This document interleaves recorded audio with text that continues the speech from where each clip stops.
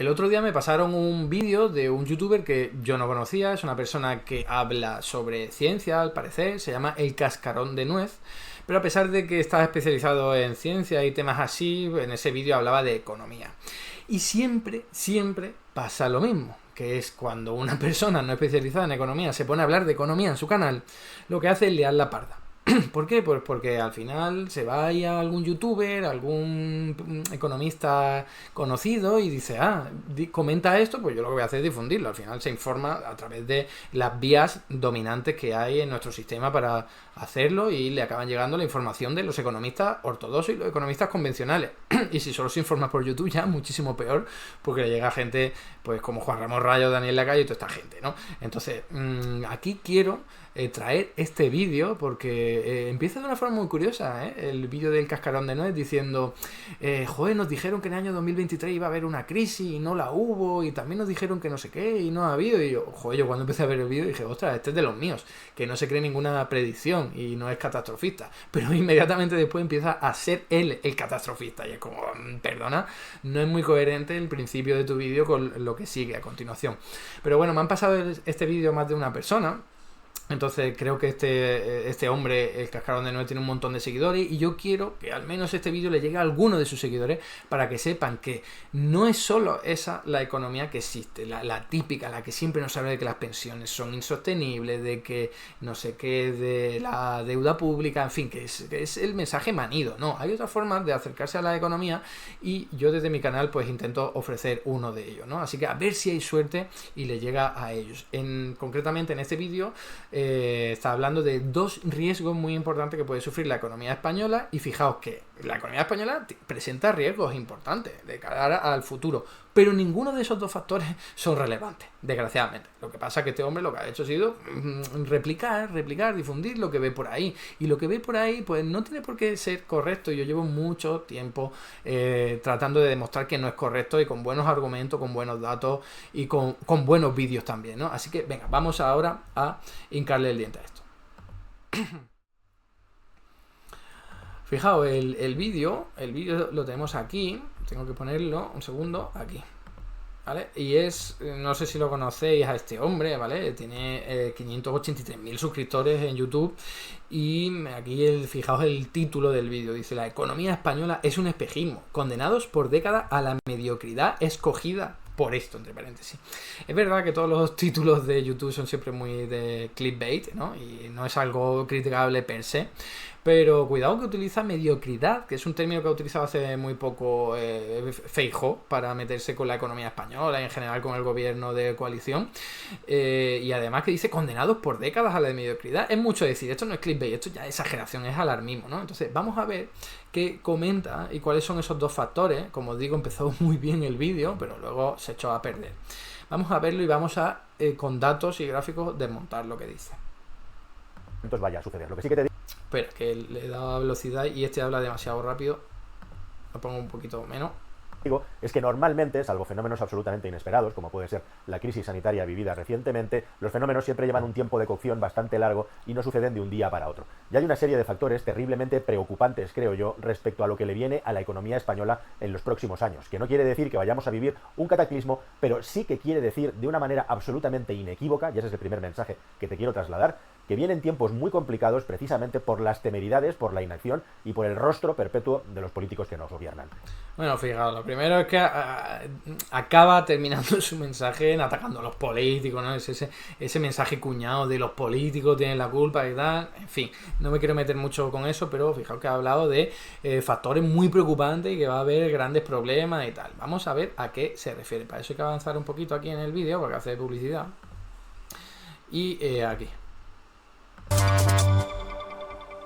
Desde el año 2019, la economía española ha conseguido que su PIB crezca en un porcentaje del 3,7%, y esto lo sitúa incluso por encima de la media europea, en 3 décimas, lo cual aparentemente parece una muy buena noticia porque estamos creciendo por encima de la media de la Unión Europea. Pero el asunto de los PIBs, el Producto Interior Bruto de un país, directamente la riqueza que es capaz de generar, tiene muchísimas trampas y muchísimos matices.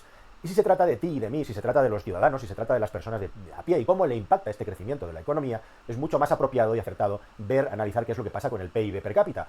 Mentira, ¿vale? Esto es absolutamente mentira. El PIB per cápita es simplemente un promedio que tú coges todo el PIB que se ha generado en la economía y lo divides entre el número de habitantes para saber más o menos cuánto le quedaría a cada persona si hiciese ese reparto equitativo.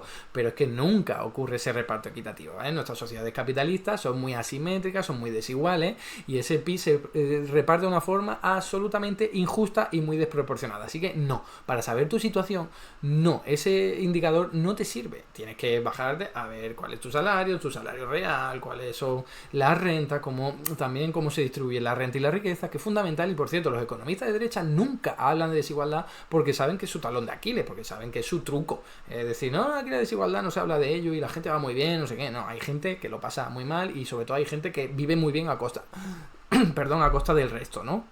Entonces, importante hacer esa aclaración. El Producto Interior Bruto per cápita no es el mejor indicador, ni muchísimo menos para ver la calidad de vida de la gente, ¿no? Es un indicador que más o menos te dice, como os estaba comentando, el nivel de economía, el nivel de desarrollo de tu economía, pero no te está hablando de distribución. Os pongo un ejemplo, o sea, Kuwait y Arabia Saudí tienen un PIB per cápita tremendo, súper disparado, y allí la mayor parte de la población vive muy mal.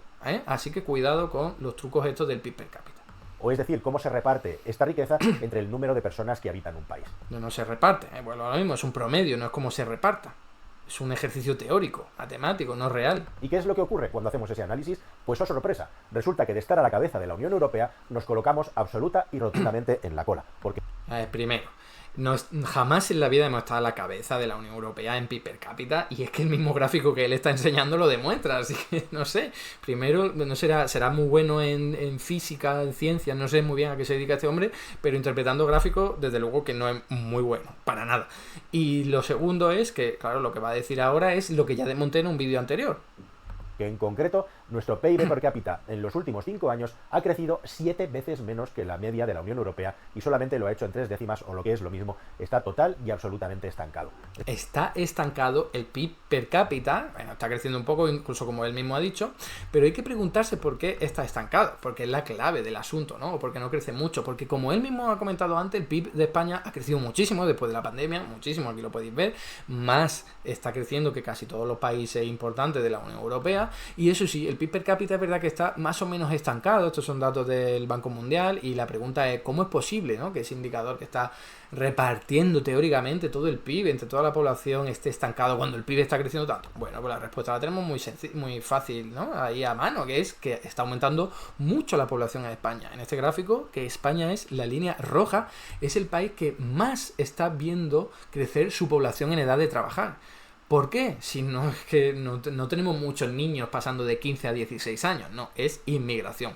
La gente viene de fuera a trabajar en España. ¿Y por qué viene de fuera a trabajar en España? Porque hay muchas oportunidades de conseguir un empleo. Y eso es muy típico en economías que crecen tanto como España después de la pandemia, ¿no? Así que esta es la clave. España no está estancada, ni muchísimo menos. Está creciendo mucho, solo que viene mucha inmigración a encontrar trabajo, y cuando haces ese reparto, que el reparto es teórico, vuelvo a lo mismo, que coño, todos los inmigrantes que están viniendo están mejorando su calidad de vida, y la gente que en España de toda la vida o que tengan nacionalidad, no sean inmigrantes, sean de aquí y están encontrando un empleo, están mejorando también su calidad de vida. Así que cuidado, que el PIB per cápita te puede bajar por 1000 motivos, pero aquí está clarísimo que no es porque te haya empeorado la calidad de vida o porque tu economía esté estancada, como ha utilizado esa frase, ¿no?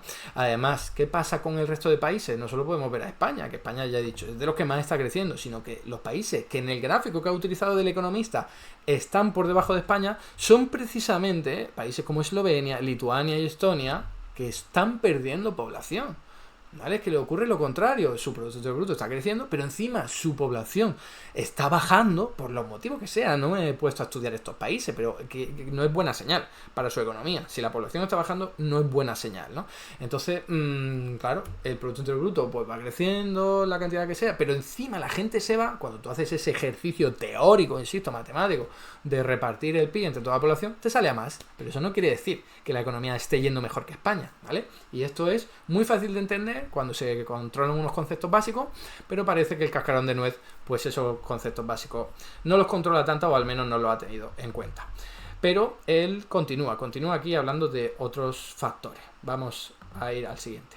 Consiguiendo. Y segundo factor que provoca que crezca el PIB nominal, el PIB global, pero no el PIB per cápita, es que cada vez somos más personas en España, algo de lo que habla muy poca gente cuando se analiza la economía de nuestro país. Siempre. Así que al final nuestros crecimientos de PIB no acaban permeando en la población en términos de calidad de vida, básicamente porque cada vez somos más. ¿Y por qué cada vez somos más? Ya te he contado en el canal 1000 veces que vivimos una grave crisis demográfica, una grave crisis de natalidad en el país, con lo cual solamente queda una explicación, que es la inmigración. Efectivamente, España es un grandísimo receptor de inmigración actualmente, que se ha acelerado después de la pandemia, y de hecho, ahora mismo, según te estoy hablando, legalmente en España ya somos prácticamente 49 millones de personas. Vale, entonces, fijaos que él ha llegado a la misma conclusión, que solo se puede llegar, a la misma que he llegado yo, que es la evidente, que es por inmigración, pero lo pone como algo negativo, fijaos, ¿no? Está diciendo, no, viene más gente y entonces nos estamos empobreciendo. Cuidado, porque, insisto, eso es un ejercicio teórico, el del PIB per cápita. La realidad es que está viniendo gente y está mejorando su calidad de vida, y los de aquí que están consiguiendo un empleo, que se ha creado más de 2 millones de empleos en muy poquito tiempo, también están mejorando su calidad de vida, y lo mejoran más que los de arriba cuando están obteniendo mayor PIB per cápita, ¿no? Entonces cuando tú haces el reparto, oye, se te queda ahí más o menos estable. Es una cuestión de desigualdad, pero aquí como que lo ve negativo, ¿no? Lo ve negativo que haya más inmigrantes y que estén trabajando. No sé, no entiendo muy bien cuál es la lógica que utiliza. Me imagino que es que ese reparto teórico lo está llevando a la realidad. Y dice, no, está pidiendo más gente a trabajar, pero somos todos igual de pobres. No. La gente que está empezando a trabajar son mucho más ricos que antes, porque de pasar 0 euros a ganar a lo que sea, 1000 o 1500, lo que sea, ya es un cambio muy considerable, ¿no? Y ahora vamos con el segundo factor que él señala que es muy problemático, muy preocupante en España. Pero lo cierto es que cuando digo un Estado ultrasocial y un Estado que está muy acostumbrado a recibir ayudas, me estoy refiriendo al asunto de las pensiones, que sería el bloque número 2, el punto número 2, de por qué nuestro futuro económico, nuestro crecimiento económico, más bien habría que decir, comparado en el de otros países que crecen más que el nuestro, va a ser absolutamente imposible de conseguir. Fijaos que ha mezclado churras con merinas, ¿eh? No está necesariamente vinculado las pensiones con el crecimiento económico, pero bueno, eso me da igual ahora. La clave es que ya está diciendo, las pensiones van muy mal. Hombre, no puede faltar este tema, por supuesto que no. Hay un dato que puede que te vuele la cabeza. Como sabes, España es uno de los países que más dinero se gasta ya en pensiones de su PIB. Como sabrás también, o quizá no lo sabes, ya tenemos un déficit tremendo en las huchas de las pensiones, en las que hemos pasado de tener un montón de superávit. Y aquí se está equivocando tremendamente. Para empezar, ha hablado de la hucha de las pensiones. La hucha de las pensiones ya hace mucho tiempo que se vació, ¿vale? O sea que eso no es de lo que está hablando. Se está refiriendo al déficit de la Seguridad Social, que es una administración pública diferente, no es el organismo de reserva de la Seguridad Social que se conoce vulgarmente o coloquialmente como hucha de las pensiones, así que está mezclando conceptos. No tiene ni idea, vale, lo acepto, no todos sabemos de estas cosas, pero no hagas un vídeo que llega a 90.000 personas, porque lo que estás haciendo es desinformar. Infórmate muy bien antes de hablar de este tipo de cosas que no controlas, porque insisto, lo que estás haciendo es engañar a la gente, aunque sea sin querer. Directamente que el dinero que generamos con nuestro trabajo no es para pagar las pensiones, nada menos que en los últimos tiempos tenemos ya un decalaje de 50.000 millones de euros, que se dice pronto. 50.000 millones de euros. ¿Qué más da? Insisto, porque se está confundiendo con la hucha de las pensiones. Lo único aquí que está nombrando es el déficit de la Seguridad Social, que es simplemente una anotación contable que estás rellenando con los presupuestos generales del Estado, ¿vale? Exactamente igual que lo que ocurre con la sanidad pública, la educación pública. Si tú calculas para ese mismo sector, por ejemplo, la sanidad pública, te va a salir un déficit de muchísimo más de 5.000 millones de euros. Pero no pasa nada, como sociedad hemos decidido que lo vamos a financiar con otro tipo de recursos, ¿no? Pues ya está. Lo mismo con las pensiones, que no lo recaudamos todo con cotizaciones sociales. No pasa nada, para eso existen otro tipo de ingresos tributarios y no tributarios del Estado. Ya está, tranquilo. No sé cómo te llamas, JF, Juan seguramente, o José algo, ¿no? Tranquilo, señor, que no pasa nada. No te alarmes y no alarmes a los demás. Entre lo que se ingresa por los rendimientos del trabajo y lo que se paga a los pensionistas, cuyas pensiones con la reforma de Escrivá se decidió que fueran unidas al IPC en un momento en el que el IPC se estaba disparando por toda. ¿Y cuál es su propuesta? ¿Dejar de elevar las pensiones al ritmo del IPC para empobrecer a los pensionistas? No sé, señor Cascarón de Nuez, dilo. No te quedes ahí, ¿eh? No, si tu propuesta es empobrecer a los pensionistas, dilo. No te quedes criticando al gobierno por haber actualizado las pensiones. No, atrévete y dilo que quieres empobrecer a los pensionistas, o no es eso lo que estás proponiendo. a la inflación provocada por todas las cosas que ya sabes. Bueno, el dato verdaderamente Aquí viene llamativo el es que dato. España es el país de la Unión Europea que mayor porcentaje de pensión da en relación al salario anterior que tenía la persona que recibía un salario. Estamos en el 77% del salario que un trabajador de media ha recibido durante toda su vida laboral. Bien, eso es cierto y yo ya he matizado qué quiere decir exactamente este dato, porque no es tan malo como lo pintan y ahora lo voy a explicar. Fijaos, para empezar, ¿cuánto pone el Estado a la seguridad social? Bueno, pues ahí España por una parte importante para financiar las pensiones, pero que hay países que pagan mucho más. O sea, Portugal, Países Bajos, esto está en porcentaje, ¿vale? Francia, Alemania, Grecia, insisto, no pasa nada, no pasa nada. Igual que la sanidad pública la pagamos con impuestos y no con una tasa a la gente que utiliza la sanidad, ¿vale? Porque eso sería privatizarla, entre otras cosas. Pues con las pensiones hacemos exactamente lo mismo. Una parte, ¿vale? Que tienen más gasto que ingresos por cotizaciones sociales, no pasa nada, lo financias con el otro bolsillo del Estado, que son los presupuestos generales del Estado. Ya está, hay países que hacen esto muchísimo más, así que, insisto, no te preocupes tanto. Segundo, hablaba, hay muchísimo gasto público sobre el PIB, y ¿sabéis qué? Siempre doy el mismo dato, pero la peor proyección de todas de gasto público, perdón, de pensiones sobre el PIB en España es para 2050 y está en torno al 15 o 16% sobre el PIB. 15 o 16%, que sería el momento en el que más estaríamos gastando en pensiones. Bueno, pues actualmente hay países que gastan más, como Francia, aquí lo podéis ver, bueno, se ve un poco pequeñito, pero ahí está Francia, que actualmente ya gasta más de lo que nosotros supuestamente gastaremos en nuestro peor momento de la historia. O sea que si Francia lo puede hacer actualmente, nosotros también lo podremos hacer en el año 2050. ¿Vale? Que siempre dice, las pensiones son insostenibles. Este hombre lo ha repetido más de una vez. ¿Insostenible de qué? Si Francia nos enseña el camino. Está gastando lo que nosotros gastaremos, teóricamente, dentro de un montón de años y no pasa nada, lo puede hacer. Así que insostenible no es la palabra, es otra cosa. Por favor, que no os engañen con esto. Las pensiones siempre son sostenibles, siempre que haya voluntad política.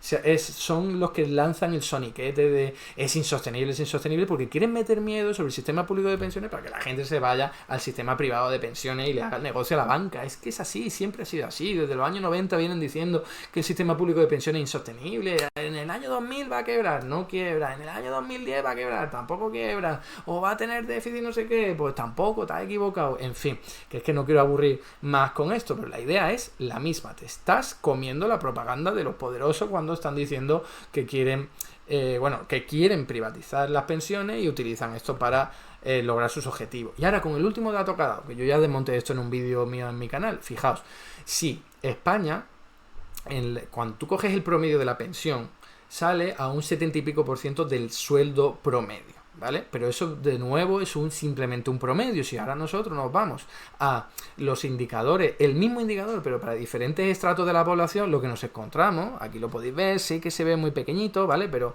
la barra es para los salarios más bajos, pues resulta que cuando nos fijamos en las pensiones más bajas, cuando nos fijamos en eso, resulta que, oye, perdón, es para los salarios más bajos. Entonces la pensión resultante ahí está bastante lejos. No está tan cerca la pensión que se está pagando en comparación con el sueldo que estabas recibiendo antes, cuando tú estás trabajando. Y hay un montón de países que les pagan más. Lo que ocurre es que lo compensa con lo que se le pagan las pensiones más altas. Ahí lo tenéis, ¿no? Que ese no es la barra, sino sería ese punto ahí que veis ahí, ese punto, es que no sé decirlo, ese símbolo que ahora es que ni lo veo bien, pero bueno, ahí lo podéis ver, esa estrellita pequeña, ¿no? Pues bueno, eso es para los que tienen mayor renta. Entonces, de nuevo, ahí hay una diferencia y vuelvo a lo mismo. España, cuando haces el promedio te sale eso porque los salarios en general son muy bajos. Entonces, claro, la pensión es baja, pero está muy cerca del sueldo porque el sueldo siempre ha sido bajo. En otros países la pensión está mucho más lejos. ¿Por qué? Porque tienen sistemas privados de pensiones mucho más potentes. Entonces te pagan una pensión muy pequeña, pero en España pagamos pensiones a todo el mundo. Es un sistema muy contributivo, muy universal. Entonces, claro, cuando tú haces el promedio resulta que, oye, no están mal las pensiones, claro, porque estamos hablando de pensiones de gente que tenía muy buenos salarios también, ¿no? Y en cambio en otros países te sale la trampa porque solo están pues contando la pensión pública, cuando en verdad la gente luego tiene más pensión privada u otro tipo de ingresos a través de otros mecanismos, ¿vale? Así que este dato que ha dado este hombre es muy engañoso, no se puede utilizar porque es un promedio, porque no está teniendo en cuenta los sistemas institucionales de cada uno de los países, porque en algunos países hay más parte pública que privada y en otros más privada que pública, porque no es lo mismo por renta. Cuando la gente tiene poca renta, luego tiene una proporción con respecto a la pensión muy diferente, y ahí sí hay muchos países que nos ganan, por poner un ejemplo, ¿no? Pero seguimos con el vídeo, que todavía quedan algunas cosillas que comentar. Para eso nos tenemos que ir un poquito más adelante. Aquí. Aquí. ¿Qué es lo que va a pasar desde 2024-25 hasta el año 2050? Bueno, pues lo que va a pasar es que llega la generación del baby boom a jubilarse. Y como su propio nombre indica, llega la generación que, nacida a partir de los años 60, hizo que creciera muchísimo la población del país porque hubo un montón de nacimientos. O sea, el grupo más cuantioso de ciudadanos súbditos españoles que han vivido en democracia y bajo un sistema social, justamente se empieza a jubilar ahora en masa. Y no pasa nada, y eso pasa en todos los demás países y no pasa nada, porque igual que sí, que van a ser más población mayor sobre el total, vale, habrá que dedicar más recursos a ellos porque van a ser más, igual que tendremos que dedicar menos recursos a los niños y a los en proporción, y a los menores en general y a adolescentes porque van a ser menos, incluso a los jóvenes y tal. No pasa nada, es una reorganización de los recursos, reorientación, no pasa nada de verdad, no te agobies, esto es algo. Y además el ejemplo está ahí: en el año 2050 gastaremos 15 o 16% sobre el PIB en pensiones, ¿vale? Que es el momento en el que están todos los baby boomers ya ahí a tope cobrando pensiones, y eso ya lo hace Francia. Ya está. Ese dato es absolutamente irrefutable. No puede decir nada más. No puede decir que es insostenible, porque Francia está demostrando que es sostenible. El punto que, según los cálculos de los grandes organismos técnicos económicos internacionales, en el año 2030 habrá en España 15,6 millones de pensionistas. ¿Para cuántos trabajadores? Para 21,3 millones de trabajadores que estén cotizando en ese momento, que son prácticamente los mismos que tenemos actualmente en el país. Esto hace absolutamente insostenible el sistema de pensiones tal y como lo tenemos diseñado ahora mismo, que ya es insostenible. Sí, claro, dice, además añade ahí, ya es insostenible. ¿Insostenible de qué? La gente no está cobrando sus pensiones ahora mismo. ¿Cómo puedes decir que ahora mismo es insostenible? O sea, que tampoco es en el futuro, pero si ya encima dice que lo es ahora, en fin, no tiene ningún tipo de sentido, y esto también se puede mostrar de una forma muy sencilla. Aquí os traigo además un grafiquito que sacó en su día José Luis Escrivá, el ministro anterior de Seguridad Social, que ponía de relieve cómo hay estudios de los años 90, ¿vale? En 1996, un estudio financiado por un banco, por supuesto, era la Caixa, decía, oye, hay que pasarse un modelo de capitalización porque en el año 2023 va a haber solo 1,7 afiliados por pensionista, ¿vale? ¿Y qué pasó? Que en la realidad hay 2,2, o sea, se equivocó estrepitosamente. Esta es la historia de siempre, de mensajes catastrofistas, alarmistas, de todo se vaya al garete, y la realidad es que no ocurre nunca, siempre se equivocan. ¿Cuántos años vamos a tener que estar recibiendo este tipo de mensajes para que la gente se dé cuenta de que es mentira, de que es simplemente una estrategia de marketing, porque son bancos financiando estudios para, al fin y al cabo, hincarle un pastel gigantesco de dinero que son las pensiones públicas, que lo necesitan, lo quieren para hacer más negocio privado? En fin, y además aquí os traigo un grafiquito con el que se puede ver, desde mi punto de vista, muy gráficamente, ¿vale? De una forma muy clara, que lo importante no es el número de pensionistas en comparación con el número de cotizantes. Nos puede parecer obvio, ¿no? O más o menos intuitivo que tiene que haber una cierta relación, pero es que no. Da igual la relación, da igual cuántos pensionistas haya y cuántos cotizantes haya. Lo importante es la cantidad de riqueza que los trabajadores pueden generar. Porque, fijaos, aquí os traigo un diagrama de la población española a grosso modo, ¿no? 9 millones de personas jubilados, unos 20 millones de personas trabajando, tenemos 2 millones y pico de personas desempleadas, unos 8 millones de personas que no están buscando un empleo, estudiando, lo que sea, y tenemos a 7 millones y pico de niños, ¿no? Entonces, todos esos, menos la población ocupada, son inactivos, no están produciendo algo que se revalore, o se valore, mejor dicho, cuantifique monetariamente. Están generando otro tipo de valor, por supuesto, pero en términos monetarios, solo la población ocupada. Entonces tenemos, podéis hacer el ratio vosotros, sale fatal, ¿no? La cantidad de personas trabajando por cantidad de personas que exista. en nuestro país, ¿no? Y sale fatal. Y eso es lo único relevante. No, lo importante es cuánto produzcan, ¿vale? Pero bueno, es que ellos además están haciendo la trampa de cotizantes y lo reparten de un número de pensionistas. Eso no es lo relevante. Vuelvo a lo mismo. Se puede financiar con otro tipo de ingresos, se puede articular el sistema de una forma muy diferente. Por favor, nada de agobios, porque aquí no hay motivos para preocuparse. Y vamos a terminar con lo último. La última parte del vídeo, que es aquí a partir del 278, un poquito más para adelante. Por aquí.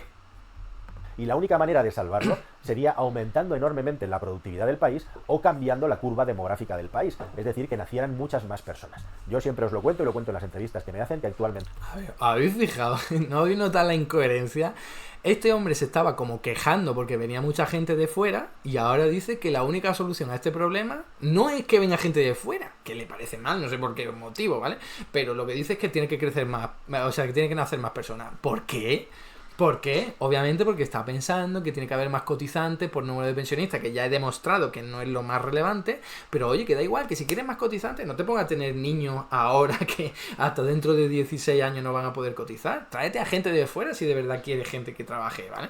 Entonces, eso te resolvería el problema que tú mismo te estás creando, pero es que antes ha dicho que la inmigración es como que negativa, ¿no? Porque mantiene el PIB per cápita igual. Entonces, no lo entiendo, a mí me tiene absolutamente desorientado, tiene un sesgo ideológico de la leche y aquí voy a dejar que termine y ya termino el vídeo. En España nacen más niños y niñas de personas con 40 o 41 años que de personas con 25 años. Vale, eso en España. ¿Y en el resto del mundo qué? En el resto del mundo hay unas tasas de natalidad de la leche. ¿Qué problema tienes en que si de verdad crees que necesita gente en nuestro país trabajando, vengan de fuera? ¿Por qué tienes que tener niños? O sea, que nosotros queremos que la gente que quiera tener niños los pueda tener. Muy bien, pero no tiene ninguna necesidad de tener niños para resolver un supuesto problema de sostenibilidad de las pensiones. En fin, si esto es lo de siempre, yo lo he demostrado, lo he desmontado 1000 veces, pero es el típico soniquete, el típico mantra, y es mentira tras mentira que se repite y se repite, y fijaos lo fácil que es desmontarlo. Con apenas unos gráficos y unos argumentos lo he hecho. Y sobre esto, él ni otra persona tendría gran cosa que decir. Hasta aquí el vídeo de hoy. Muchas gracias por estar ahí y si te ha resultado interesante, no dudes en comentar, darle like y compartir, que la teoría económica dominante no se combate sola.